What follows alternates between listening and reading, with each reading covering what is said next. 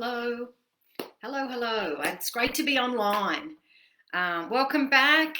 And it's been a month since I chatted to you in person. So it's about time I thought I got online and just said hello to all my um, team out there. So today I would like to just share with you three things to keep you updated with what's going on. Every Tuesday I do my newsletter, and every Saturday, I'm getting my words, this lockdown, it's crazy to figure out where we are, but every Saturday I do my newsletter for the next week to send out to you on Sunday. Now, yesterday I was absolutely stumped. So what I thought I'd do is get online, have a chat to you, share some things that I know, and give you some value that way. And also I'll share that out on my email a bit later on today. So I'm Narelle Maluish, and I help travellers in Port Stephens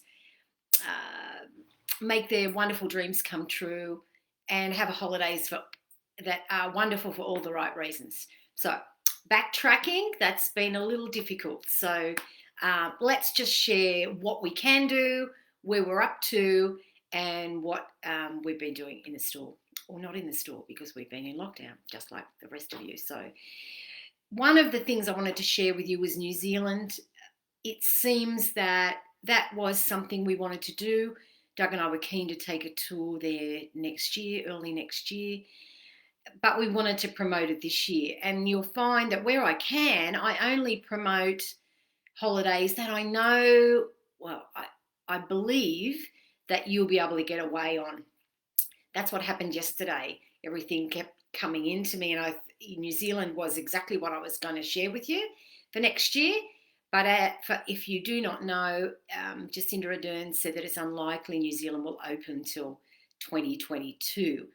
And I'm not prepared to promote anything until you can actually go.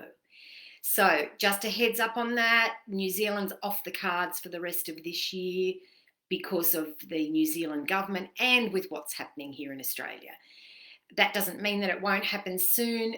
And there's a couple of other things I'll talk to you about that. So when the borders open, we will look at putting something together. I don't want to promote it up until that time because, as you know, this is just the gift that keeps on giving, and we just do not have a time zone on that. And in travel, everything normally has a deadline, a date. You have to be there somewhere, do something, but this is just not the same for us.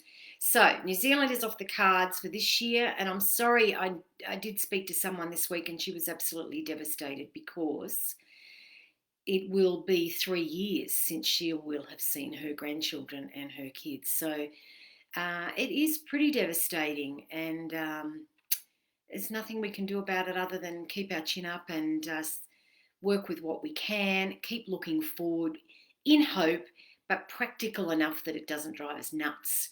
So the practicality is that New Zealand's off the cards for now, but still got to keep it up there on our list because I think that's going to be one of the first places we will be able to go to if we're looking at overseas. Number two is a lot of you are asking me about your passports, whether you should renew them. We have had advice that obviously they're very quiet.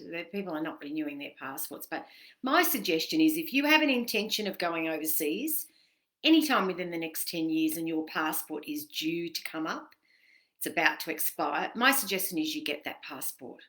A couple of reasons, and one was pointed out to me by our client Phil. He's going to go ahead and get his. It's $300. And he said even if he loses a year, that's only $30 out of his life. And that $30 will be well spent if you do let it expire. And you had to go through and get all your documents, all your forms, your birth certificate, your marriage certificate, everything that comes with that, all your ID, getting them signed. And then the passport office may have been overwhelmed and it could take you months to get your passport. So that $30, if we're looking at it, you're not getting away in 12 months, will be well spent because the passport office at the moment will be able to do it for you. They're not busy. If you are renewing, it means you don't need to gather all those documents, and that's very difficult to do at the moment anyway.